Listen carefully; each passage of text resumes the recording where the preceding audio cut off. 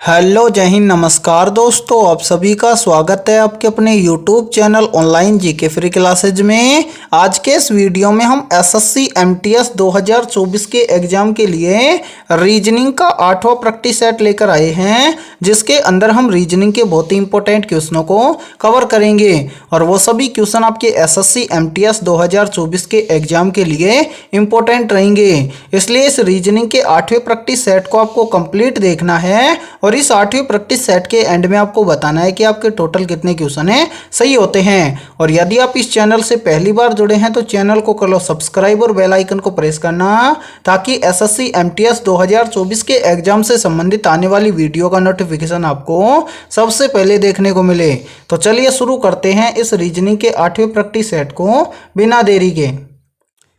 पहला प्रश्न है आप सभी के सामने, नीचे दिए गए विकल्पों में से प्रश्न चिन्ह के स्थान पर आने वाली संबंधित संख्या को चुनिए। यानी कि यहाँ पर हमें बताना है कि इस प्रश्न चिन्ह के स्थान पर कौन सी संख्या आएगी। तो कैसे सोल्व करेंगे, तो वो देखिए। ऐसे प्रश्न के अंदर आपको क्या करना है, सबसे पहले तो यहाँ पर देखना है कि 25 से यहाँ पर 37 कैसे लिखा गया है।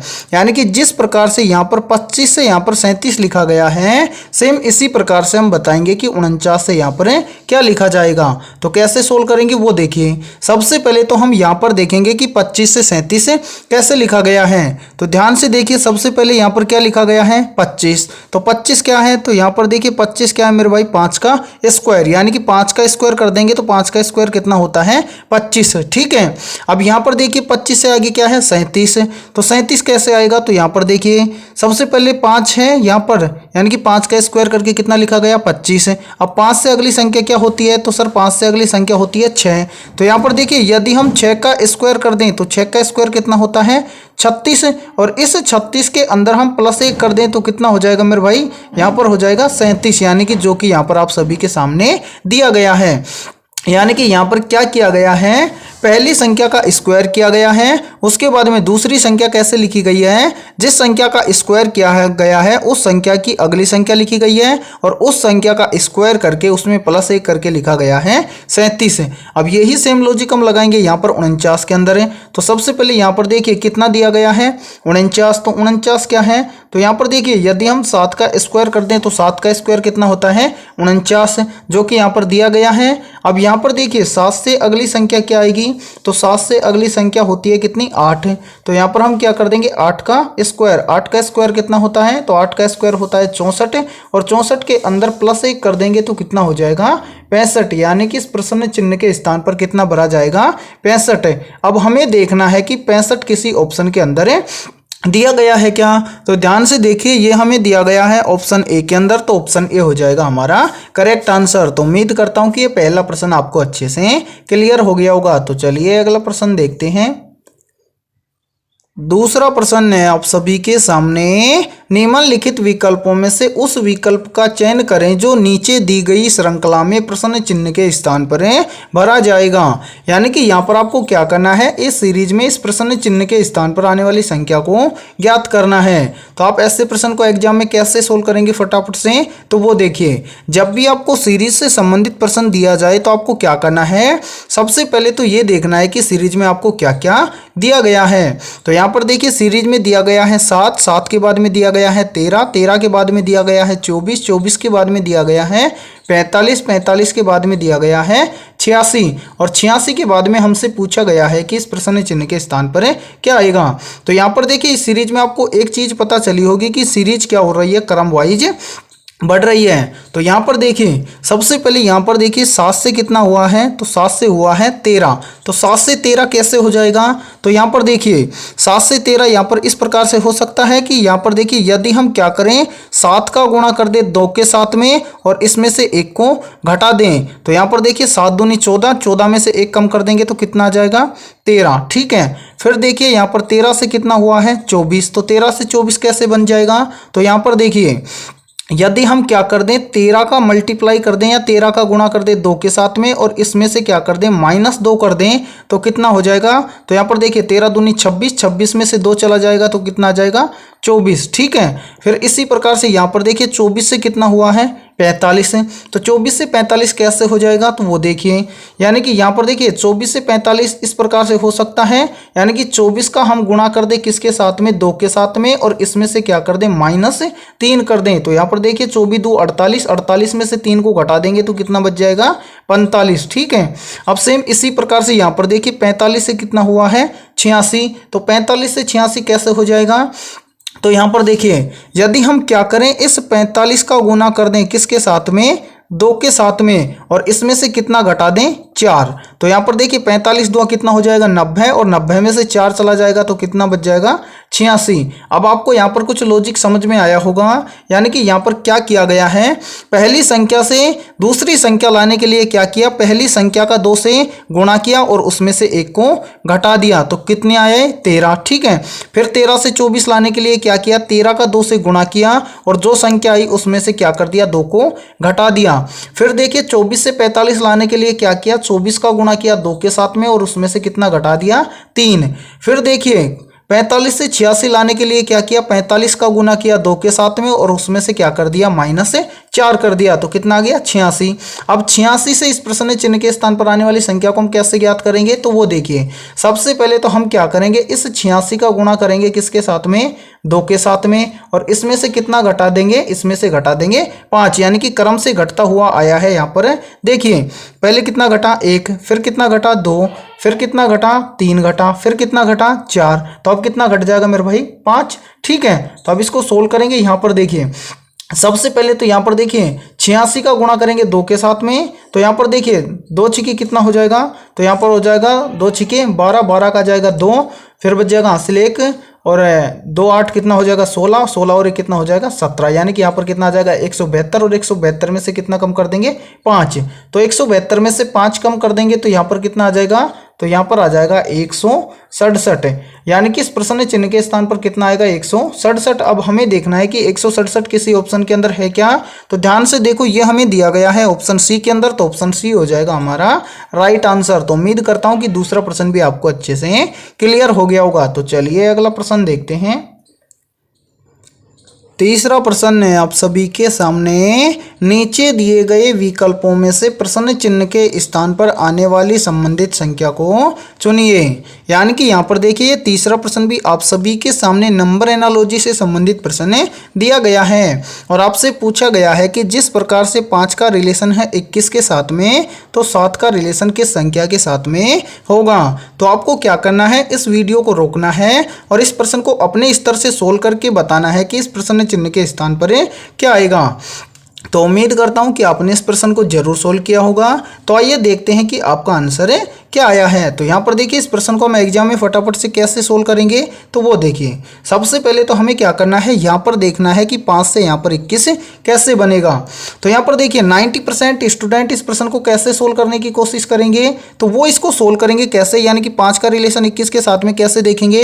तो वो यहाँ पर क्या करेंगे, सबसे पहले तो पहला रिलेशन तो वो देखेंगे कि यहाँ पर 5 का गुणा यदि हम 4 के साथ में कर दें तो कितना हो जाएगा, 5 चौके 20, और इस 20 के अंदर +1 कर देंगे तो कितना हो जाएगा मेरे भाई, यहाँ पर हो जाएगा 21, जो कि यहाँ पर दिया गया है। सेम वो लॉजिक लगा देंगे किसके अंदर, 7 के अंदर। तो वो क्या करेंगे, यहाँ पर कर देंगे 7 का गुणा किसके साथ में, 4 के साथ में, तो 7 चौके कितना हो जाएगा, तो यहाँ पर हो जाएगा 7 चौके 28, +1 कर देंगे तो कितना हो जाएगा, 29। अब देखिए कि किसी ऑप्शन के अंदर 29 दिया गया है, तो यहाँ पर देखिए किसी भी ऑप्शन के अंदर आपको 29 नहीं दिया गया है, यानी कि ये लॉजिक तो आपका हो जाएगा क्या, गलत है। दूसरा लॉजिक वो क्या लगाएंगे, तो देखिए यहाँ पर दूसरा लॉजिक भी वो लगाने की कोशिश करेंगे। यहाँ पर क्या, तो यहाँ पर देखिए एक बार, यहाँ पर देखिए सबसे पहले तो यहाँ पर हम देखेंगे, यहाँ पर देखिए यदि हम 5 से 21 लाना चाहें तो यहाँ पर देखिए यदि हम 5 का स्क्वायर कर दें तो 5 का स्क्वायर कितना होता है, तो सर 5 का स्क्वायर होता है 25, और इस 25 में से क्या कर दिया जाए, -4 कर दिया जाए तो कितना आ जाएगा, 21।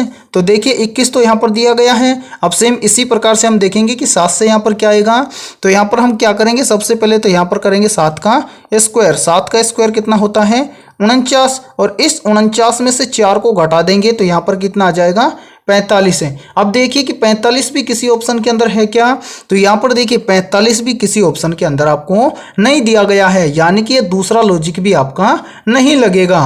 तो अब तीसरा लॉजिक हम क्या लगाएं कि इस प्रश्न को हमें सोल्व कर सकें। तो यहाँ पर देखिए तीसरा लॉजिक, यदि ऐसा प्रश्न एग्जाम में दिखे तो कैसे करना है वो देखिए। सबसे पहले यहाँ पर देखिए 5 से कितना लाना है, 21, या फिर 5 से यहाँ पर 21 कैसे बनेगा। तो यहां पर देखिए यदि इस 5 में से हम क्या कर दें, -1 कर दें, तो यहां पर कितना आ जाएगा 4। ठीक है, कितना आ जाएगा 4। और इस 4 का यदि मैं क्या कर दूं, इस 5 के साथ में मल्टीप्लाई कर दूं तो कितना हो जाएगा, 5 चौके 20। ठीक है, और इस 20 में मैं क्या कर दूं, +1 कर दूं तो कितना आ जाएगा 21। ठीक है, अब सेम यही लॉजिक हम लगाएंगे किसके अंदर, 7 के अंदर, और इस प्रश्न चिन्ह की वैल्यू निकालेंगे। तो सबसे पहले तो मेरे भाई यहाँ पर हम क्या करेंगे, यहाँ पर हम करेंगे क्या, 1 मिनट मैं इसको हटा देता हूँ यहाँ से। अब देखिए यहाँ पर सबसे पहले तो इस 7 में से हम क्या करेंगे, -1 करेंगे, तो यहाँ पर मेरे भाई कितना बच जाएगा, यानी कि 7 में से 1 को घटाएंगे तो कितना बच जाएगा 6। तो यहाँ पर इस 6 का गुणा करेंगे हम इसी 7 के साथ में। तो यहाँ पर देखिए यहाँ पर हम क्या कर देंगे, इस 6 का गुणा कर देंगे इसी 7 के साथ में। तो 7 6 की कितना हो जाएगा 42, तो यहाँ पर हो जाएगा 42, और 42 के अंदर क्या कर देंगे, +1 कर देंगे, क्योंकि यहाँ पर 20 में 1 प्लस किया था। तो 42 में +1 करेंगे तो कितना हो जाएगा मेरे भाई 43, यानी कि इस प्रश्न चिन्ह के स्थान पर भरा जाएगा 43 है। अब हमें देखना है कि 43 किसी ऑप्शन के अंदर दिया गया है क्या, तो 43 हमें दिया गया है ऑप्शन सी के अंदर, तो सी ऑप्शन हो जाएगा हमारा राइट आंसर। तो उम्मीद करता हूं कि ये तीसरा प्रश्न भी आपको अच्छे से क्लियर हो गया होगा। ठीक है, यदि फिर भी आपको ये प्रश्न नहीं समझ में आया है तो यहाँ पर देखिए एक बार फटाफट से हम आपको फिर से समझा देते हैं इसी प्रश्न को। तो यहाँ पर देखिए इस प्रश्न को हम कैसे सोल्व करेंगे वो देखिए।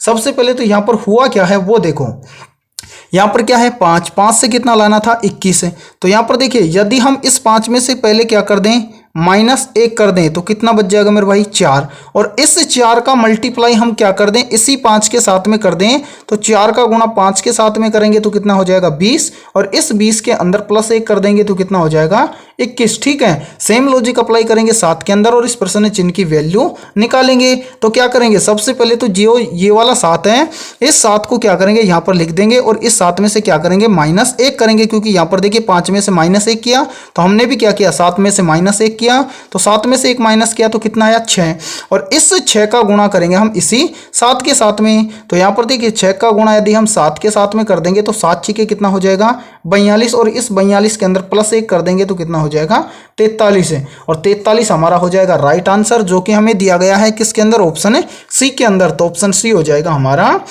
Right answer. तो उम्मीद है कि ये तीसरा प्रश्न आपको बहुत अच्छे से क्लियर हो गया होगा। तो चलिए अगला प्रश्न देखते हैं। चौथा प्रश्न है आप सभी के सामने, नीचे दिए गए विकल्पों में से प्रश्न चिन्ह के स्थान पर आने वाली संबंधित संख्या को चुनिए। यानी कि यहाँ पर हमें बताना है कि इस प्रश्न चिन्ह के स्थान पर कौन सी संख्या आएगी। तो कैसे फाइंड आउट करेंगे, तो वो देखिए, जब भी आपको ऐसा प्रश्न एग्जाम में दिखे तो फटाफट से कैसे सोल्व करना है। तो सबसे पहले ऐसे प्रश्न के अंदर हमें यहाँ पर देखना है कि BC से यहाँ पर 124 कैसे लिखा गया है, यानी कि जिस प्रकार से यहाँ पर BC से लिखा गया है 124 इसी प्रकार से हम बताएंगे कि DC से यहाँ पर क्या लिखा जाएगा। तो अब इस प्रश्न को हम कैसे सोल्व करेंगे, तो वो देखिए, सबसे पहले यहाँ पर देखिए, यहाँ पर हम देखेंगे कि BC से 124 कैसे बनेगा।